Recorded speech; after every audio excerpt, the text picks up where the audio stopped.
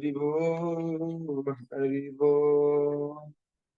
హరే కృష్ణ హరే కృష్ణ. నేటి గీతా యజ్ఞానికి విచ్చేసిన భక్తులందరికీ కూడా స్వాగతం సుస్వాగతం. మీ అందరికీ కూడా కోటి కోటి దండవత్ ప్రణామాలు. మీ అందరికి పాదాభివందనములు. జయ శ్రీ శ్రీ राधारमन लाल की जय, जगन्नाथ बलदेव सुभद्रा महारानी की जय, गौरनिथाय भगवान की जय, जगत गुरु श्री प्रभुपाद की जय, श्री श्रीपाद गुरु महाराज की जय.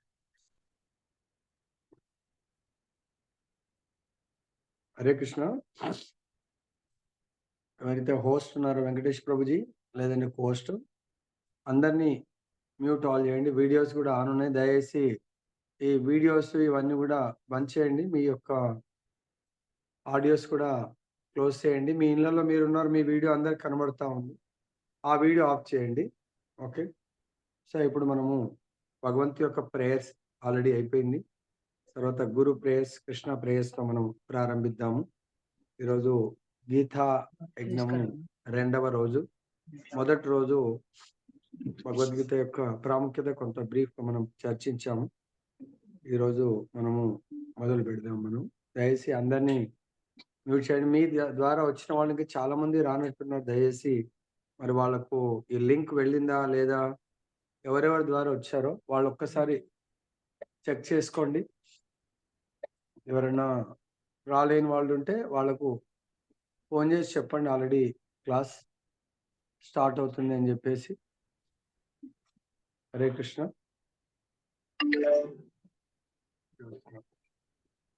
హరే కృష్ణ. మీ అందరికి మరి ఒకసారి స్వాగతం సుస్వాగతం. ఇప్పుడు మనం ప్రారంభిద్దాము. ఓం అజ్ఞానతిమిరాంధస్య జ్ఞానాంజనశలాకయా చక్షురున్మిలితం యేన తస్మై శ్రీ గురవే నమః. శ్రీ చైతన్యమనోభీష్టం స్థాపితం యేన భూతలే స్వయం రూపా కదా మह्यं దదాతి స్వపదాంతికం. వందేహం శ్రీ గురో శ్రీయుతపదకమలం శ్రీగురోన్ వైష్ణవాంశ శ్రీరూపం సాగ్రజాతం సగణ రఘునాథాన్వితం తం సజీవం సాద్వైతం సావధూతం పరిజన సహితం కృష్ణ చైతన్య దేవం శ్రీరాధా కృష్ణ పాదాన్ సగణ లలిత శ్రీ విశాఖాన్వితాంశ. హే కృష్ణ కరుణా సింధో దీనబంధో జగత్పతే గోపేశ గోపికా కాంత రాధా కాంత నమోస్తుతే. తప్త కాంచన గౌరాంగీ రాధే వృందావనేశ్వరి వృషభానుసుతే దేవి ప్రణమామి హరిప్రియ. వాంఛాకల్పతరుభ్యశ్చ కృపా సింధుభ్యైవ చ పతితానాం పావనేభ్యో వైష్ణవేభ్యో నమో నమః. జయ శ్రీకృష్ణ చైతన్య ప్రభు నిత్యానంద శ్రీ అద్వైత గదాధర శ్రీవాసది గౌరభక్త వృంద. హరే కృష్ణ కృష్ణ కృష్ణ హరే హరే, హరే రామ రామ రామ హరే హరే.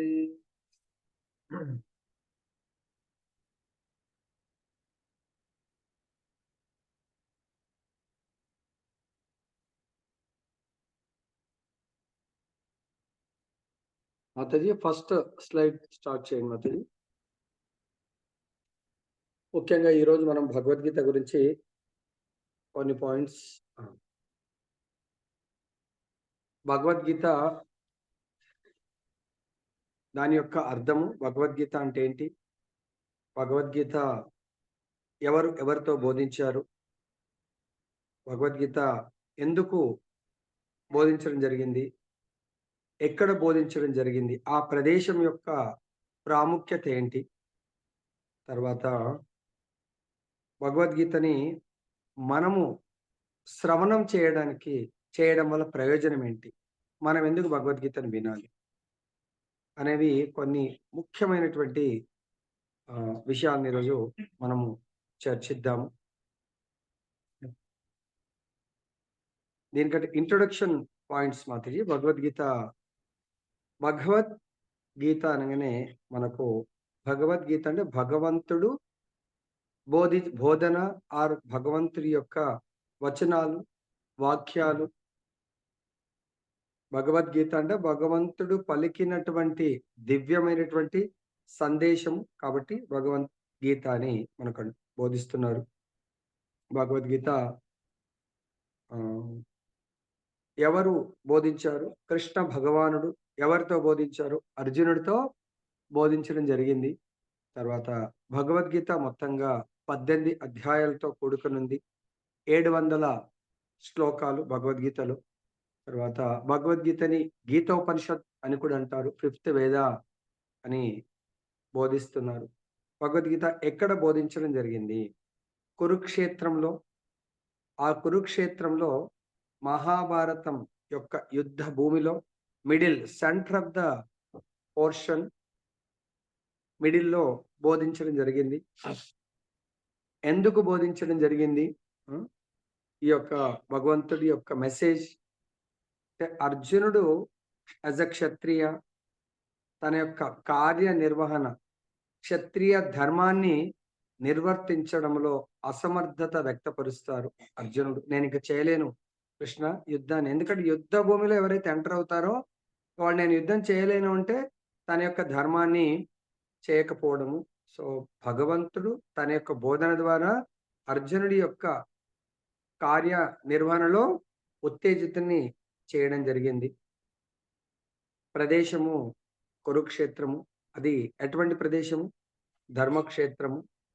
తర్వాత దీన్ని వినడం వల్ల మనకు ముఖ్యమైనటువంటి ప్రయోజనం ఏంటి? భగవంతుడు భగవద్గీత అనేది దివ్యమైనటువంటి జ్ఞానం.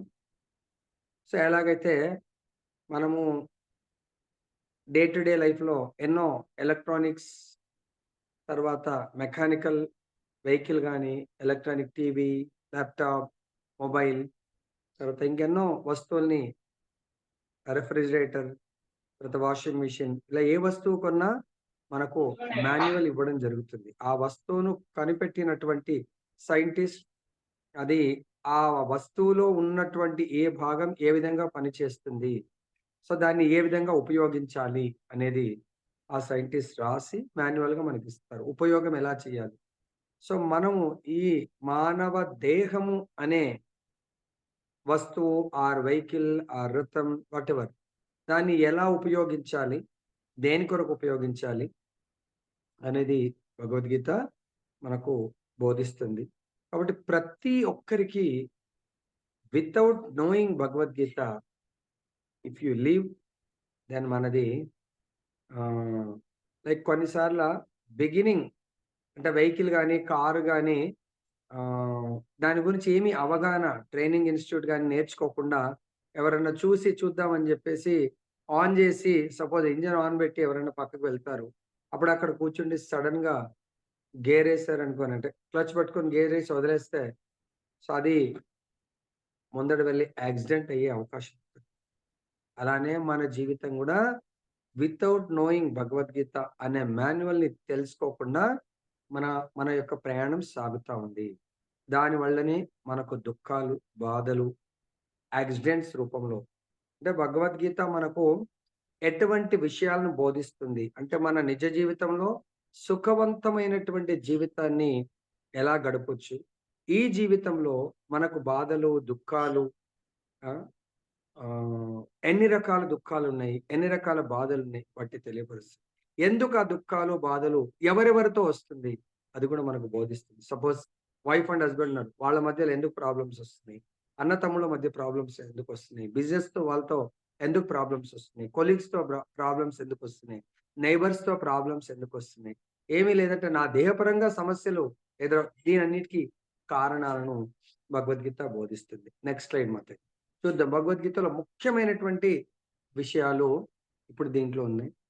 సో మీ అందరికి కనబడుతుందా? ఈ స్లైడ్‌లో అంటే అక్షరాలు చిన్నగుంటే కొంచెం దాన్ని పెద్దగా చేసుకొని చూడండి. సబ్జెక్ట్ మ్యాటర్ భగవద్గీతలో బోధిస్తున్నటువంటి విషయాలు కనబడుతుందా? సో మేబీ అందరు మ్యూట్ అయ్యారు. ఓకే ప్రభుజీ, కనబడుతుందండి. కనబడుతుంది ప్రభుజీ. సో ప్రభుజీ ఇక్కడ మనకు చెప్తున్నారు ఆత్మ గురించి.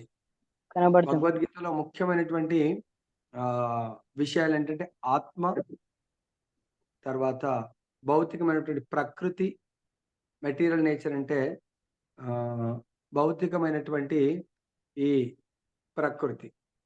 మూడవది భగవంతుడు. తర్వాత ఆ భగవంతుడు 3 తత్వాలుగా మనం అర్థం చేసుకోవచ్చు. భగవాన్ అంటే సచ్చిదానంద స్వరూపము. తర్వాత పరమాత్మ, సూపర్ సోల్. మనం ఆత్మ అనుకుంటే భగవంతుడు పరమాత్మగా. తర్వాత కాలము. భగవద్గీతలో కాలం యొక్క ప్రాముఖ్యత మన పైన ఎలా ఉంటుంది. తర్వాత బ్రహ్మజ్యోతి. భగవంతుణ్ణి మనము బ్రహ్మజ్యోతి అంటే మొట్టమొదటిగా నిరాకారమైనటువంటి భగవంతుడి తేజస్సు. అది ఆ విధంగా అర్థం చేసుకోవచ్చు. 2 పరమాత్మ రూపం, ప్రతి ఒక్కరి హృదయంలో ఉండేటువంటి పరమాత్మ రూపంలో అర్థం చేసుకోవచ్చు. 3 భగవంతుడు మనతో నిత్యము ప్రతిస్పందించే విధంగా సచ్చిదానంద స్వరూపంలాగా మనం అర్థం చేసుకోవచ్చు. తర్వాత కర్మ. ప్రతి ఒక్కరూ కర్మ అంటే యాక్టివిటీ. మనం ఏదో కర్మ చేస్తూ ఉంటాం.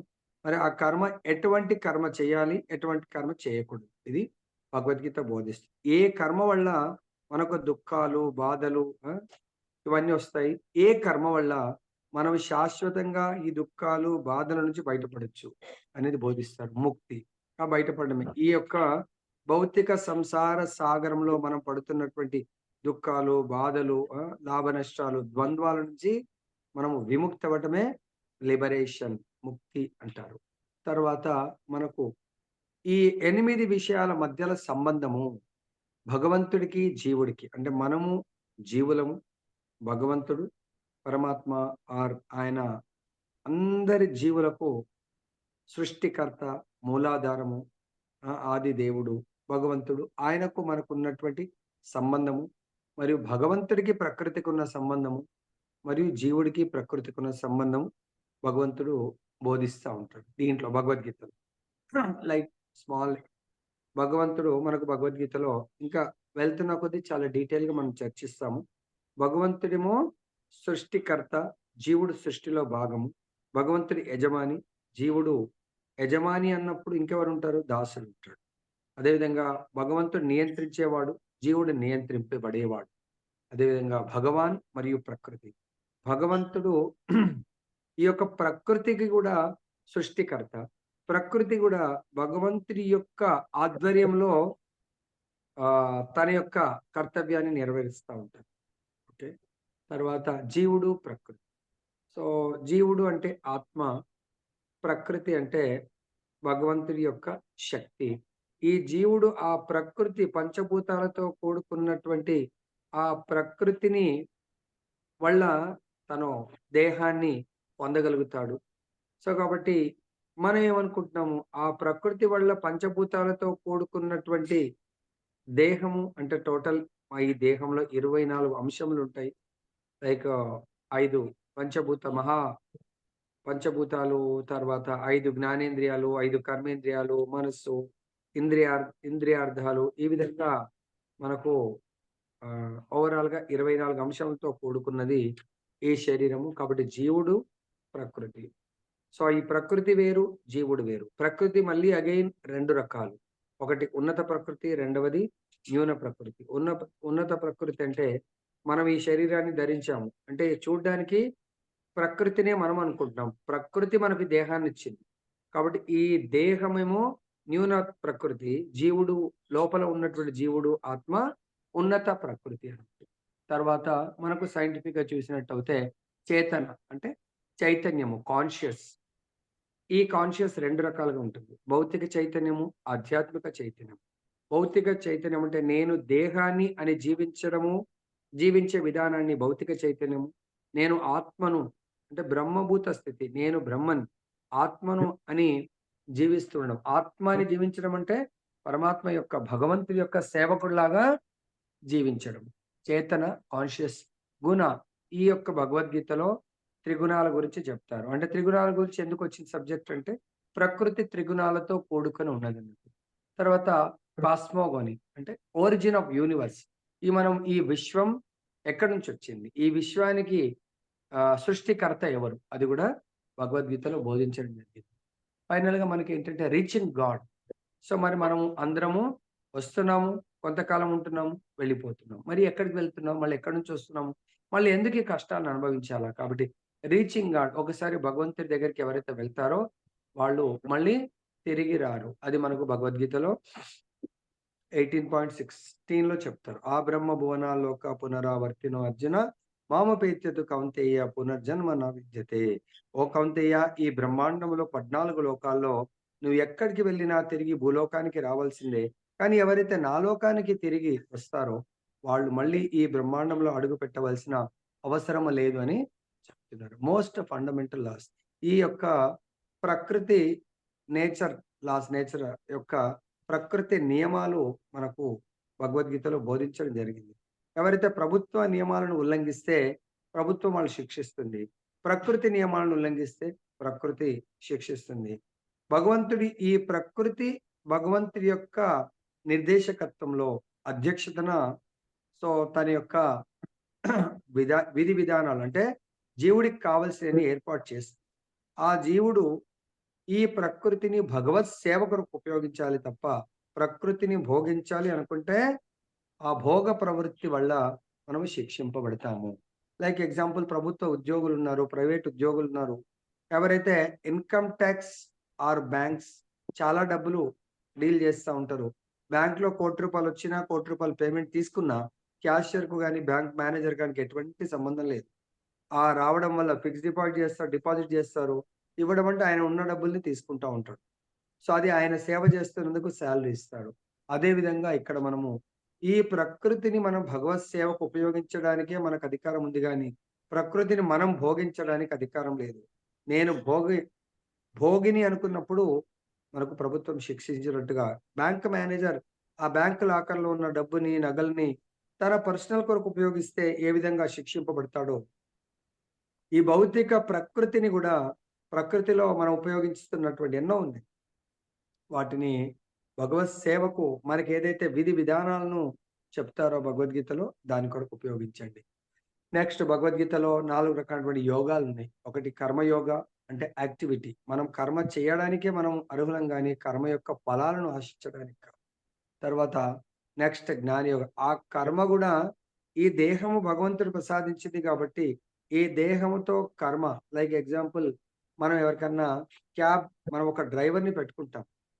ఆ డ్రైవర్ మన కార్ని, మన ఫ్యామిలీని ఎక్కడికి కావాల్సి వస్తే అక్కడికి తీసుకొని వెళ్ళడానికి ఆయనకు పర్మిషన్ ఉంది, కానీ మన కారు తీసుకొని మన కొరకు పని చేయకుండా ఆయన ఫ్యామిలీని విహారయాత్రకు తిప్పడానికి మనం పర్మిషన్ ఇవ్వం. కాబట్టి ఇక్కడ కూడా ఈ దేహము భగవంతుడిచ్చింది ప్రకృతి ద్వారా భగవత్ సేవకు ఉపయోగించాలి. అది కర్మయోగ, జ్ఞానయోగ. దీన్ని ఏ విధంగా ఉపయోగించాలి అనేది బోధించేదే జ్ఞానయోగ. ఈ ఇంద్రియాలను ఏ విధంగా కంట్రోల్ చేయాలి అని చెప్పేది, ఇంక్లూడింగ్ మనసుని చెప్పేదే ధ్యానయోగ, భక్తి యోగ. అన్ని యోగాలను భగవంతుడి సేవలో ఎలా ఉపయోగించాలి అని బోధించేది అప్లికేషన్ పార్ట్ భక్తి యోగ. తర్వాత ఫిలాసఫీ ఏంటంటే ఈ కర్మ, అది 3 రకాలైనటువంటి కర్మలు: సకామ కర్మ, అకర్మ, వికర్మ. సకర్మ అంటే మనము భగవంతుడు వేదాల్లో ఉపదేశించిన విధంగా మనం కర్మలు చేయటము. తర్వాత అకర్మ అంటే కేవలము ఇది భగవత్ సేవ కొరకు ఉపయోగించవలసింది. వికర్మ అంటే భగవంతుడికి విరుద్ధంగా, అంటే భోగం కొరకు, నా యొక్క ఇంద్రియ తృప్తి కొరకు కర్మలు చేయటం. అలా చేయడం వల్ల సఫరింగ్, దుఃఖ. తర్వాత కాదు, భగవంతుడి కొరకు చేయడం వల్ల సుఖ, నిజమైనటువంటి ఆనందం మనము పొందగలము. ఇక్కడ మనకు భగవాన్ మరియు జీవుడికి భగవంతుడికి ఎటువంటి సంబంధం అనేది భగవద్గీత మీ దగ్గర ఉంటే చూడొచ్చు. తర్వాత మేము కూడా ఇస్తాము. 5 రకాలైనటువంటి సంబంధాలను భగవంతుడు మనకు బోధిస్తాడు. అవి తర్వాత మనం నేర్చుకోబోతా ఉంటాము. జస్ట్ ఇవి నేను బ్రీఫ్ ఇస్తాను. ఏముంది భగవద్గీతలు అనేది. 5 రకాలైనటువంటి సంబంధాలు ఏంటంటే శాంతరస సంబంధము, దాస్యరస సంబంధం. అంటే భగవంతుడు యజమాని, జీవుడు ఏ విధంగా ఉంటాడు అనేది మనం చాలా డీటెయిల్గా తెలుసుకోబోతాం. శాంతం రసంగా భగవంతుని సేవించడం, ఏ విధంగా అయినా భగవంతుని సేవించడం. దాస్యరసం అంటే దాసుడిలాగా సేవించడము, భగవంతుని సాఖ్య ఫ్రెండ్ లాగా సేవించడము, భగవంతుని పేరెంట్ లాగా, తండ్రిలాగా సేవించడము. అదేవిధంగా భగవంతునికి ఒక సఖి, ప్రేయసిలాగా సేవించడం, దాన్ని మాధుర్య రసం అంటారు. సో ఇది మనం ఈరోజు భగవద్గీత యొక్క ఇంట్రొడక్షన్. ఇప్పుడు మనము మొదటి అధ్యాయంలోకి మనం అడుగు పెడదాము. నెక్స్ట్ మాతాజీ.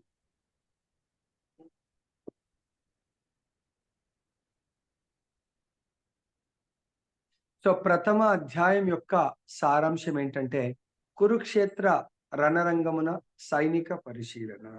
సో కురుక్షేత్రం మొత్తము ఆ యుద్ధ భూమి యొక్క వర్ణన, తర్వాత అక్కడ అర్జునుడు యుద్ధ భూమిలో వచ్చిన వాళ్ళందరినీ పరిశీలించటం అనేది జరుగుతుంది. దాంట్లో ఏంటంటే సేనలు యుద్ధమునకు సిద్ధపడగా యుద్ధమున ప్రాణత్యాగం చేయుటకు సంసిద్ధులైన తన సన్నిహిత బంధువులను, గురువులను, మిత్రులను మహావీరుడైన అర్జునుడు ఇరు సైన్యములందును గాంచెను. కరుణ విషాదములచే ఆవరింపబడిన వాడై బలమును కోల్పోయి మనస్సు భ్రాంతిమయము కాగా అతడు యుద్ధ నిశ్చయం త్యజించెను. సో ఇక్కడ అంతా ఓవరాల్ గా అబ్జర్వ్ చేసిన తర్వాత అర్జునుడు ఉత్సాహంతో వస్తాడు, కానీ ఆయన ఒక గొప్ప భక్తుడు, ఒక విశాల హృదయం కలవాడు, మానవతా ధర్మాన్ని ఒక ధర్మం ప్రకారం జీవించేవాడు. కాబట్టి ఆయన ఇక్కడికి రావడము ముఖ్యంగా వారి యొక్క అవమానము, వారి యొక్క రాజ్యాన్ని తిరిగి పొందటము, తర్వాత వాళ్ళు చేస్తున్నటువంటి అధర్మ కార్యాలను ఆపడానికి వస్తారు. కానీ అక్కడ ఉన్నదందరినీ చూసి తన క్లోజ్, చాలా ప్రేమించేటువంటి వారి గురువుని, తాతని, తండ్రులను, మేనమామలను వీళ్ళందరినీ చూసేసరికి అర్జునుడు విషాదంలో మునిగిపోతాడు. ఇప్పుడు మొదటి మనం ఏమనుకుని ఎక్కడ జరిగింది? సో ఆ ప్రదేశము కురుక్షేత్రము. అది ఎటువంటి ప్రదేశము? ధర్మక్షేత్రము. ఇది మొదటి శ్లోకము.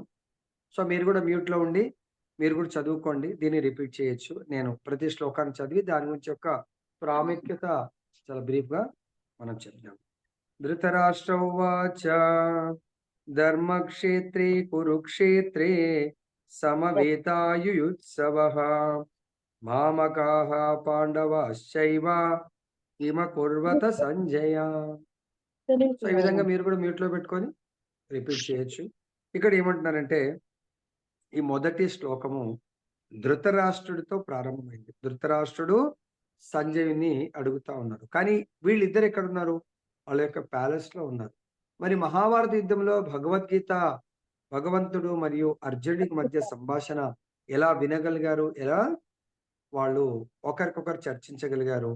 ఇది భగవంతుడి యొక్క శక్తావేశ అవతారమైనటువంటి వేదవ్యాసుల వారి యొక్క స్పెషల్ కరుణ కృప వల్ల సంజయుడు ఆ దివ్య దృష్టి, అంటే విశేషమైనటువంటి ఆ దృష్టి ఎక్కడో ఉండి, మనం ఈ రోజుల్లో ఏం చెప్పొచ్చు అంటే జూమ్ మీటింగ్, ఎక్కడో ఉన్నాము మనము అందరము ఒకరికొకరు మాట్లాడగలుగుతున్నాము, చూడగలుగుతున్నాము. ఆ రోజుల్లోనే ఈ జూమ్ అనేది ఉంది వితౌట్ వైర్లెస్. సో సంజయుడికి ఆ యొక్క దృష్టిని ప్రసాదించాడు. సంజయుడు వాళ్ళ ప్యాలెస్ లో అంతఃపురంలో కూర్చుండి ధృతరాష్ట్రుడు అడుగుతా ఉన్నాడు. సో ఈ ధర్మక్షేత్రం ఎటువంటిదంటే అది తీర్థస్థానము. కురుక్షేత్రము తీర్థస్థానము. కురుక్షేత్రం అనే ప్రదేశంలో నా సంతానము వాళ్ళని కురు అంటే ఇద్దరు కలిపి కురు వంశం, కానీ స్పెషల్ గా కుటిల నీతి కలిగినటువంటి ధృతరాష్ట్రుడు నా పుత్రులు మరియు పాండు పుత్రుడు కలిసి అక్కడ ఏం చేస్తున్నారు అని అడగడం జరిగింది. అంటే ఆయన అడగడంలో ఉద్దేశం ఏంటంటే ఏమన్నా బై ఛాన్స్ వీళ్ళు సంధికి ఏమన్నా ఇక్కడికి వచ్చిన తర్వాత ఏమన్నా సంధి చేసుకునే అవకాశం ఉందా అని ఆయన యొక్క అర్థము. కానీ ఈ ప్రదేశం ఎందుకు తీర్థస్థానం అంటే అనాదిగా ఎప్పటి నుంచో అది ఎన్నో యుగాల నుంచి ఎంతో మంది ఋషులు, మునులు భూమి తపస్సు చేసినటువంటి స్థలము.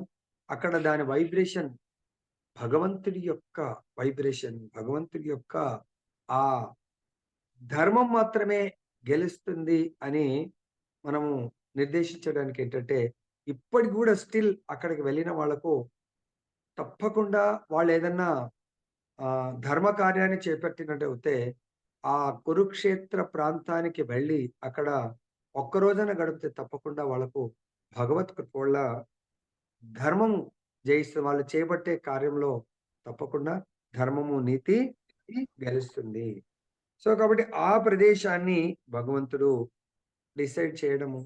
సో వీళ్ళకు ఆ ప్రదేశం డిసైడ్ అయినప్పుడే వాళ్ళకు సగం డౌట్. ఎందుకంటే ప్రదేశ మహత్యం ఉంటుందండి. వీళ్ళు ధర్మాత్ములు, ప్రదేశము వాళ్ళకు సపోర్టివ్‌గా ఉంటది. లైక్ ఎగ్జాంపుల్ తీసుకున్నట్టయితే కొన్నిసార్లు మనం గేమ్స్, క్రికెట్ ఉంది. అది ఆ వెదర్ సపోజ్ కొంచెం ఎయిర్ చాలా వీస్తుంది అది అనుకోండి. పేస్ బౌలింగ్ చాలా స్వింగ్ ఇలా అవుతా ఉంటుంది. బ్యాట్స్‌మెన్ ఎంత ప్రయత్నం చేసినా మార్నింగ్ స్పిన్‌కు అది అవకాశం ఉండొచ్చు. ఈవినింగ్ కాస్త మొత్తం ఫేస్ బౌలింగ్‌కు టర్న్ అయిపోయిందనుకోండి. అపోనెంట్ టీమ్ బౌలింగ్ ఉంది. దాంట్లో పేస్ బౌలర్స్ ఉంటే బ్యాట్స్‌మెన్ ఏం చేయలేరు. అట్లా వీళ్ళు ధర్మాత్ములు, ప్రదేశము ధర్మస్థలి. ఎందుకు? ఎంతోమంది ఋషిమునులు అక్కడ ఆహ్, యజ్ఞయాగాదులు ఎంతోమంది తపో భూమి అది. కాబట్టి దానివల్ల వాళ్ళకు చాలా విజయ అవకాశాలు ఎక్కువగా ఉన్నాయి. నెక్స్ట్ మాతాజీ.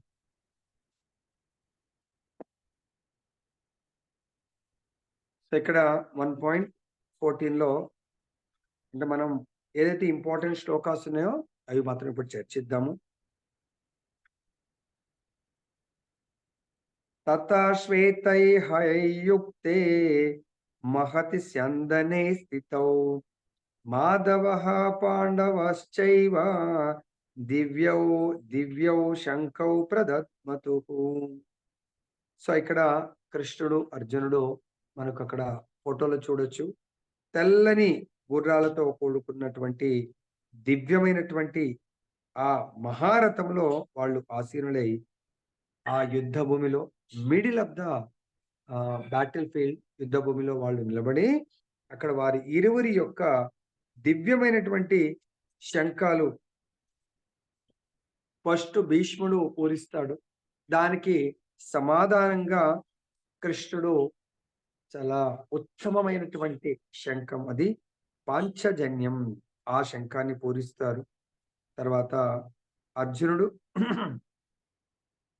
కృష్ణార్జునుడు తర్వాత వీళ్ళు భీముడు తర్వాత ధర్మరాజు, నకుల సహదేవులు వీళ్ళందరూ కూడా వారి వారి శంఖాలను పూరించడం వల్ల వాళ్ళకి అక్కడే దాదాపుగా ఆ శంఖం యొక్క సౌండ్ వినే ఆ వైబ్రేషన్‌కే కౌరవులకు గుండెల్లో దడుగు పుడతా ఉంది. ఎందుకంటే ఇక్కడ కృష్ణుడితో పాటు ఉన్నదెవరు? అక్కడ ఆ రథం మీద ఆంజనేయ స్వామి, కృష్ణుడు భగవంతుడు ఎక్కడుంటే అక్కడ స్వయం లక్ష్మీ మాత తన భర్తని ఎప్పుడు కూడా వదిలిపెట్టి ఉండదు. లక్ష్మి ఎక్కడుంటే అక్కడ విజయము, ఐశ్వర్యము లభ్యమవుతా ఉంటాయి. సో కాబట్టి ఇక్కడ కృష్ణుడు పాంచజన్యం నెక్స్ట్ స్లైడ్ మాత్రం. పాంచజన్యం అనే శంఖాన్ని పూరించాడు. అర్జునుడు దేవదత్తం అనే శంఖాన్ని పూరిస్తాడు.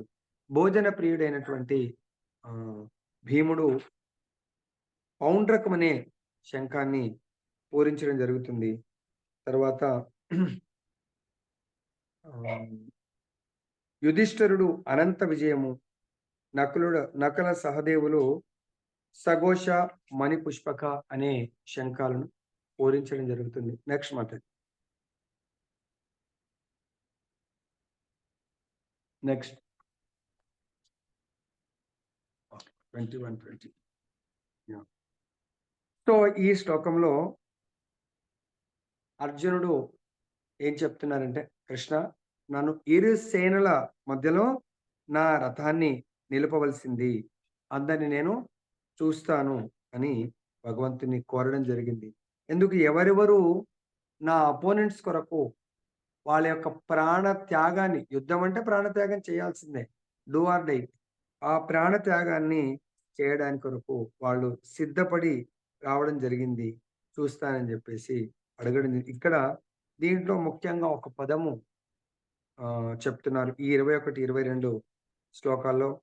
అర్జునోవాచ సేనయోరుభయోర్మధ్యే రథం స్థాపయమేచ్యుతాం యావదేతానిరీక్షేహం యోద్ధు కామానవస్థితాన్ కైర్మయా సహ యోద్ధవ్యం అస్మిన్ రణసముద్యమే. సో ఇక్కడ అచ్యుత, ఓ అచ్యుత అంటుంది. అచ్యుత అంటే ఇక్కడ ఒక్కొక్క పదంలో చాలా నిగూఢమైనటువంటి అర్థం ఉంది. సో అక్కడ అచ్యుత అంటే చ్యుతము లేనటువంటి వాడు, అంటే పతనము లేనటువంటి వాడు.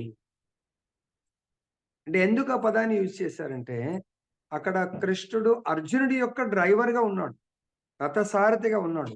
సారథి పోస్ట్ ఎప్పుడు కూడా తక్కువ ఉంటుంది. లైక్ మనకు కూడా మన కార్ని తీసుకుంటే కార్ యొక్క డ్రైవర్ పోస్ట్ చాలా తక్కువ ఉంటుంది. ఓనర్ని ముందు ఆయన దిగి ఆయన డోర్ తీసి, సో సారథి ఏదైనా సుట్ కేసు పట్టుకోవటము అంటే ఆ యజమానికి సాయం చేయటమే తన యొక్క ధర్మం. కానీ ఇక్కడ కృష్ణుడు రథాన్ని నడుపుతున్నంత మాత్రాన ఆయన అచ్యుతుడు, ఎప్పటికీ అచ్యుతుడే, ఇన్ఫాలిబుల్. ఆయన యొక్క స్థానము అలాగే ఉంటుంది. ఎటువంటి స్థానం అనేది? ఆయన యజమాని స్థానము, భోక్త స్థానము, నియంత్రికుడు స్థానం, అలానే సృష్టికర్త స్థానము అలానే ఉంటుంది అని మనం చెప్తున్నాం. Next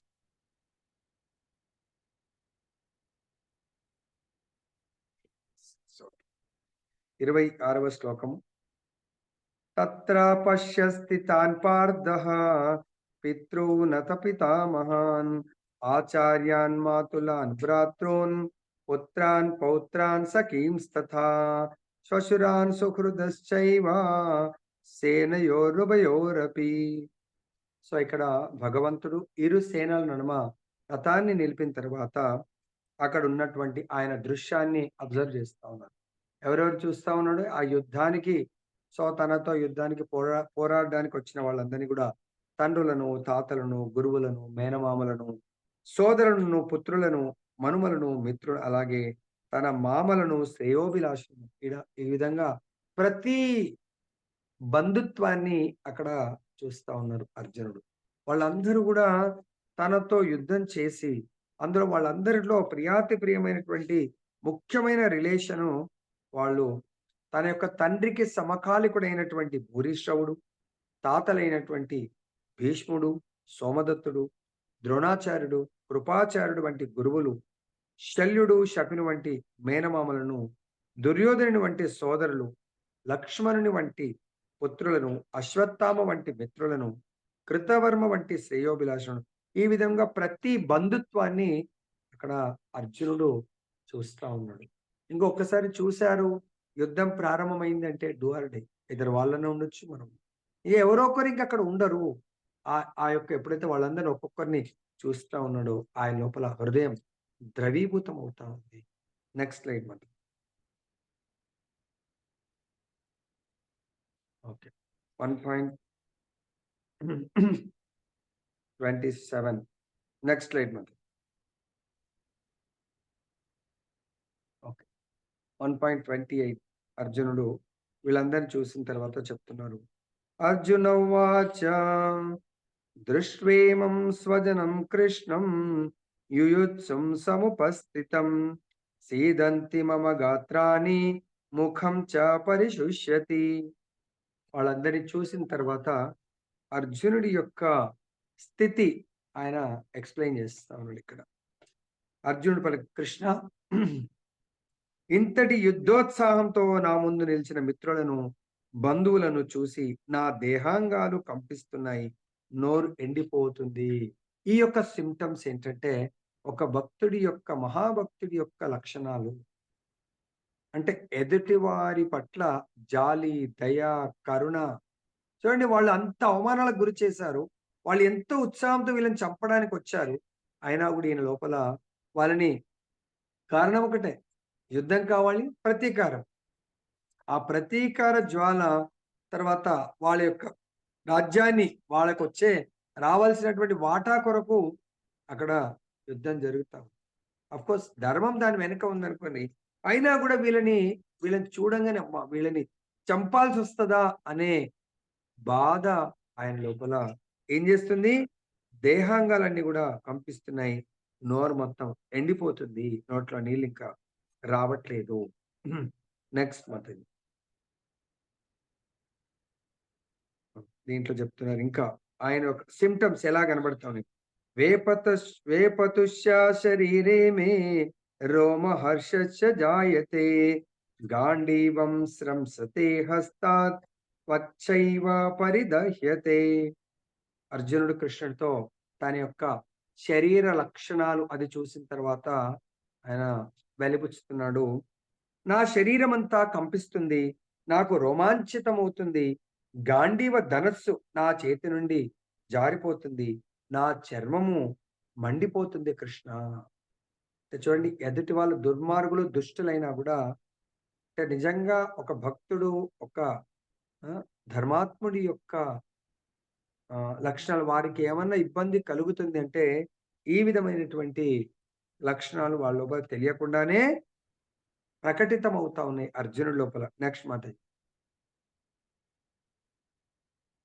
okay, 1.30. నచ శక్నోమ్యవస్థాతుం భ్రమతీవ చ మే మనః నిమిత్తాని చ పశ్యామి విపరీతాని కేశవ. సో అప్పుడు అర్జునుడు చెప్తున్నాడు, ఇవన్నీ సిమ్టమ్స్ తో పాటు, ఓ కేశవ, నేను ఇంకా నిలబడలేకపోతున్నాను, నన్ను నేనే మర్చిపోతున్నాను, నా మనసు గిర్రున తిరుగుతా ఉంది. ఓ కృష్ణ, కేశవ అనే పదాన్ని ఎందుకు స్పెషల్గా ఇక్కడ వాడారంటే భగవంతుడి ప్రతి నామకరణానికి ఆయన యొక్క లీల వల్ల ఆ నామకరణం రావడం జరుగుతుంది. అంటే నామము భగవంతుని సంబోధిస్తారు. కేశి అని రాక్షసుని సంవరించినటువంటి ఓ కేశవ, నేను ఇంకా నిలబడలేకపోతున్నాను అంటే చెప్పకనే చెప్తున్నాడు, నా లోపల నేను చేయవలసినటువంటి కార్యము నుండి తప్పింపబడుతున్నది ఆ శరీరం తెలియకుండానే. కాబట్టి ఆ తప్పిస్తున్నటువంటి ఆ రాక్షసులను సంవరించు అని స్పెషల్గా కేశవ అని చెప్పేసి వాడాడు అర్జునుడు ఇక్కడ భగవంతుణ్ణి. Next line 31. యా. నచ శ్రేయో అనుపశ్యామి హత్వా స్వజనమాహవే నకాంక్షే విజయం కృష్ణ నచ రాజ్యం సుఖాని చ. కృష్ణ, ఈ యుద్ధంలో స్వజనమును చంపడం ద్వారా ఏ విధంగా శ్రేయస్సు కలుగుతుందో నేను గాంచలేకపోతున్నాను. తదనంతరం విజయము గాని రాజ్యం గాని సుఖము గాని నేను కోరను. సో జనరల్ గా ఈ విషయము ఎందుకు భగవంతుడితో షేర్ చేసుకుంటున్నారంటే, మనం జనరల్ గా ఏ సుఖాన్నైనా కష్టాన్నైనా మన యొక్క బంధువులతో, ఫ్రెండ్స్తో, ఇంకా దూరం బంధువులతో కలిపి మనం పాలు పంచుకుంటాం ఆ ఫంక్షన్ కానీ దుఃఖమైన సుఖాన్నైనా. కానీ ఇక్కడ వాళ్ళందరూ నాకు కావలసిన వాళ్ళందరూ నాకు అపోజిట్ లో ఉన్నారు.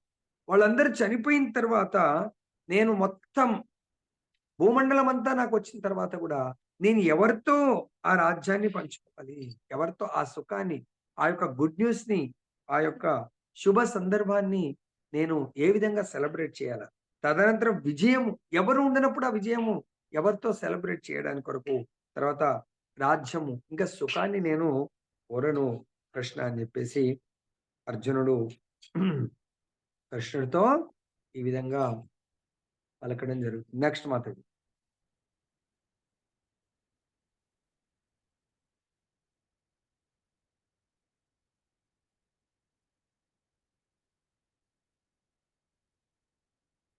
కులక్షయే ప్రణశ్యంతి కుల ధర్మ సనాతన ధర్మే నష్టే కులం కృష్ణం ధర్మో అభిభవత్యుత. సో ఇక్కడ ఈ విధంగా అందరూ ఒకవేళ మరణించారనుకోండి, ఇక్కడికి వచ్చిన యుద్ధ భూమిలో వచ్చిన వాళ్ళు ఎంత యువకులు, వృద్ధులు, అందరూ పురుషులు రావడం జరిగింది. స్త్రీలంతా కూడా వాళ్ళ వాళ్ళ రాజ్యంలో ఇళ్లలో ఉన్నారు. సో మరి ఈ విధంగా వీళ్ళందరూ కూడా పురుషులందరూ సంవరింపబడితే కులక్షేమం వలన, అంటే ఆ కులాన్ని కాపాడాల్సిన వాళ్ళు పురుషులందరూ సంవరింపబడితే ఇంకా ఉన్నటువంటి స్త్రీలు శాశ్వతమైనటువంటి వంశాచారము నశించిపోతుంది. వంశాచారం ఏమవుతుంది? భ్రష్టు పట్టిపోతుంది. అందుగురించే మనం కూడా ఇంట్లలో సో స్పెషల్ గా యుక్త వయసులో ఉన్నటువంటి అమ్మాయిల్ని ఒంటరిగా వదిలిపెట్టి వెళ్ళరు. ఎందుకంటే బాహ్య ప్రపంచంలో దుష్టులు, దుర్మార్గులు చాలా వాళ్ళ దుష్ట బుద్ధి ఉంటుంది కాబట్టి ఇక్కడ అందరూ చనిపోయిన తర్వాత ఆ కులము అంటే వాళ్ళ వంశాచారం అంతా కూడా భ్రష్టు పట్టిపోతుంది. ఆ విధంగా వంశంలో మిగిలిన వాళ్ళంతా కూడా అధర్మ పరులు అయిపోతారని చెప్పేసి అర్జునుడు భగవంతుడితో చాలా న్యాయమైనటువంటి చర్చ జరుగుతా ఉంది. Next month. సో 40వ శ్లోకము. అధర్మాభిభవాత్ కృష్ణ ప్రదిశ్యంతి కుల స్త్రియః స్త్రీతు దుష్టాశు వార్ష్ణేయ జాయతే వర్ణ సంకరః. ఇంకా చెప్తున్నాడు అంటే నేను ఎందుకు యుద్ధము చేయడానికి సుముఖంగా లేను అనే దానికి తను న్యాయమైనటువంటి దానికి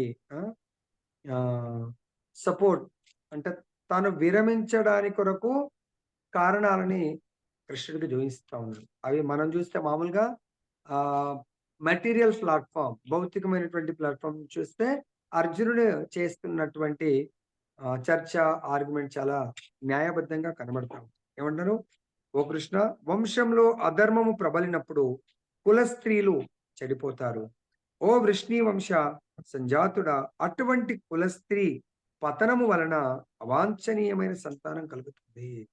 సో స్త్రీలందరూ కూడా ఆ వంశాచారము కాకుండా ఇతర వంశము ఇతరులతో వాళ్ళు పెళ్లి చేసుకొని లేకుంటే వాళ్ళు పిల్లల్ని కన్నట్టయితే వాళ్ళు అటు హస్బెండ్ యొక్క వంశాచారాన్ని చేయరు, ఇటు తల్లి సైడ్ వంశాచారం, వాళ్ళు రెండింటికి చెడిపోయి అంటే ఎటువంటి వంశాచారాలను వాళ్ళు ధర్మం ప్రకారం వస్తున్నటువంటి ఎన్నో కార్యాలను వాళ్ళు చేయకుండా విచ్చలవిడిగా వాళ్ళు కూడా జీవితాన్ని గడిపే అవకాశం ఉంటుంది అని కృష్ణుడితో తన యొక్క రీజన్ తను విడ్రా చేయడానికి చెప్తున్నారు. నెక్స్ట్.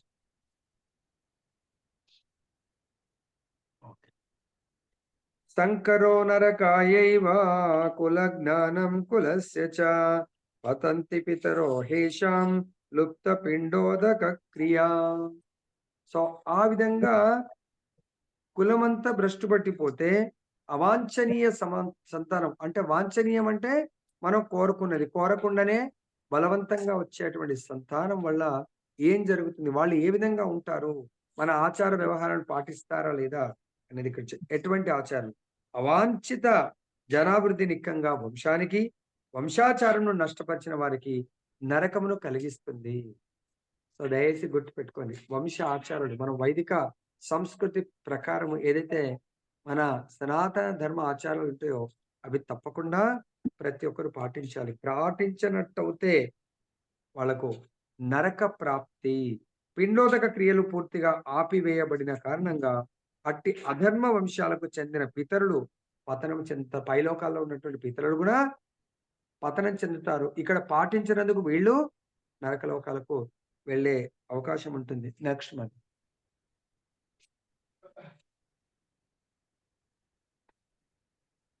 ఓకే, 42. దోషైరేతై కుల జ్ఞానం వర్ణ సంకర కారకై ఉత్సాద్యంతే జాతి ధర్మ కుల ధర్మాశ శాశ్వత. ఇక్కడ అర్జునుడు ఇంకా తను యుద్ధము చేయకపోవడానికి కారణం ఏంటి, కారణాలు బోధిస్తున్నారు. వంశాచారమును నశింపజేసి ఆ విధంగా అవాంఛిత సంతానమునకు కారణమయ్యే వారి పాప కర్మల వలన అన్ని రకాల కుల ధర్మాలు జాతి ధర్మాలు నాశనమవుతాయి. సో ఈ వంశాచారం అంటే నేను వీళ్ళందరినీ చంపడం వల్ల వాళ్ళ యొక్క సంతానం, రాబోయే సంతానం, వాళ్ళ భార్యలు ఏదైతే వంశాచారాన్ని వాళ్ళు పాటించరో దానివల్ల అవాంఛిత సంతానం వచ్చింది కాబట్టి వంశాచారాన్ని పాటించరు. మరి ఇక్కడ మనం కూడా మనమైతే మన వంశంలోనే మనము మన కులంలోనే మనకు తగినట్టుగా మ్యారేజ్ చేసుకున్న ఈ వంశాచారాలు అంటే మనం పాటించవలసినటువంటి ధర్మాలే మనకు తెలియలేకపోతుంది. కాబట్టి అక్కడ అర్జునుడేమో పాపం యుద్ధం చేస్తే ఇక్కడ కుల స్త్రీలు దుష్ట దుర్మార్గుల వల్ల పాడైపోతారు, దానివల్ల అవాంఛిత సంతానం వస్తుందని బాధపడితే ఈరోజు అందరూ తెలిసి మన చుట్టాలు బంధువులు చేసుకున్నా కూడా మన సంతానము ధర్మాన్ని పాటించట్లేదు, మనము పాటించట్లేదు. మరి అటువంటిప్పుడు అందుగురించే కుల ధర్మ జాతి ధర్మాలు అన్ని కూడా పతనం అవుతున్నాయి. దానివల్ల చాలా మంది మా అమ్మ నాన్న మా తాత ముత్త చాలా ప్రియం అంటారు, కానీ చేయవలసినటువంటి కర్మలు చేయలేకపోతున్నారు. Next month. Okay, next 46.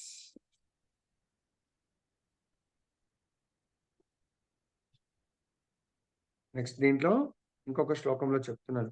ఓ కృష్ణ 43వ శ్లోకంలో, ఉత్సన్న కుల ధర్మానాం మనుష్యానాం జనార్దన నరకే నియతం వాసో భవతీత్యను శుశ్రుమ. ఓ కృష్ణ జనార్దన, కుల ధర్మాలు నశించిన వారు ఇది చదివా. శాశ్వతంగా నరకవాసం చేస్తారని గురు శిష్య పరంపర ద్వారా నేను వింటిని. ఏదైతే మనం పాటించవలసినటువంటి ధర్మాన్ని ఎవరైతే పాటించారో వాళ్ళు తప్పకుండా నరకం, నెక్స్ట్ లైఫ్ వాళ్ళకు శాశ్వతంగా నరకలోకం ప్రాప్తి కలుగుతుంది అంటున్నారు. నెక్స్ట్ ఇక్కడ లాస్ట్ ఇవన్నీ విన్న తర్వాత అర్జునుడు ఇంకా 45వ శ్లోకంలో చెప్తున్నారు. యది మామ ప్రతీకారం అశస్త్రం శస్త్రపానయః దార్తారాష్ట్రరణే హంత్యుః తన్మే క్షేమతరం భవేత్. నిరాయుధుడును ప్రతీకారం చేయని వాడును అయిన నన్ను ఆయుధాలు చేపట్టిన ధృతరాష్ట్ర తనయులు యుద్ధరంగంలో వధిస్తే అది నాకు మంచిదే అవుతుంది. వాళ్ళందరినీ సంహరించడం వల్ల ఈయన ఉద్దేశం ఏంటంటే నేను నరకానికి తర్వాత సో వాళ్ళందరూ కూడా పతితులు అవుతారు, కాబట్టి దానికంటే బెటర్ నేను వాళ్ళందరూ నా వల్ల వాళ్ళందరూ నష్టపోయేదానికంటే వాళ్ళ మేలు కోరి నాకు నష్టం జరిగితే పర్వాలేదు అని చెప్పేసి అర్జునుడు, కృష్ణుడు అంటే ఒక భక్తుడు ఇతరుల దుఃఖి, ఇతరుల దుఃఖాన్ని తన దుఃఖంగా భావించేవాడు నిజమైన వైష్ణవుడు, భక్తుడు. తర్వాత సంజయుడు లాస్ట్, ఈ యొక్క అధ్యాయం లాస్ట్ లో సంజయ ఉవాచ ఏవముక్త్వార్జున సంఖ్యే రతోపస్థ ఉపావిశన్ విసృజ్య సశరం చాపం శోక సంవిఘ్న మానస. సంజయుడు పలికెను. రణరంగంలో అర్జునుడు ఈ విధంగా పలికి తన ధనుర్బాణాలను పక్కన పడవేసి దుఃఖం చే మనస్సు ఉద్విగ్నము కాగా రథములో కూర్చుండిపోయాడు. ఫస్ట్ శ్లోకం ధృతరాష్ట్రుడు చెప్పాడు, ఈ అధ్యాయం యొక్క లాస్ట్ శ్లోకం సంజయుడు రిప్లై ఇచ్చాడు. మొత్తం ఓవరాల్ గా అక్కడ డిస్కషన్ గురించి ఫైనల్ గా అర్జునుడు ఇంకా తన ధనుర్బాణాలను పడేసి ఆయన రథంలో కూర్చుండిపోయాడు అనేది ఫస్ట్ ఫోటో ఒకటి ఉన్నది చూడండి, అది చూపించండి మాతాజీ. ఇలా భగవంతుడికి ముందు కూర్చుండిపోయాడు చూడండి కృష్ణ, ఇక్కడ ఇది ఇలా కూర్చుండిపోయాడు కృష్ణ. ఇంకా ధనుర్బాణాలను పక్కన పెట్టి పడేసి ఇలా కృష్ణుడిని వేడుకుంటున్నాడు. ఇంకా ఏం చేయాలని, నేనేం చేయలేకపోతున్నాను. ఇది ఈరోజు చర్చ. దీంట్లో ఎవరికైనా ఏమైనా సందేహాలు ఉంటే అడగొచ్చు. సో దీని తర్వాత అసలైంది సెకండ్ చాప్టర్ నుంచి మనకు చాలా అద్భుతమైనటువంటి, మనం మొదటగా ఏమనుకున్నాం, జీవుడు ఎవరు, పరమాత్మ భగవంతుడు ఎవరు, అవన్నీ కూడా మనం ఆత్మ సైజు చాలా అద్భుతంగా వివరణ ఉంటుంది. దయచేసి ఆత్మ జ్ఞానం చాలా అద్భుతంగా.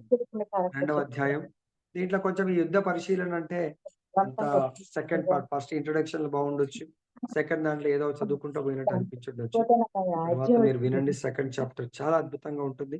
దాన్ని మనం నెక్స్ట్ ఫ్రైడే రోజు మనం చర్చిద్దాము. దీంట్లో ఎవరికైనా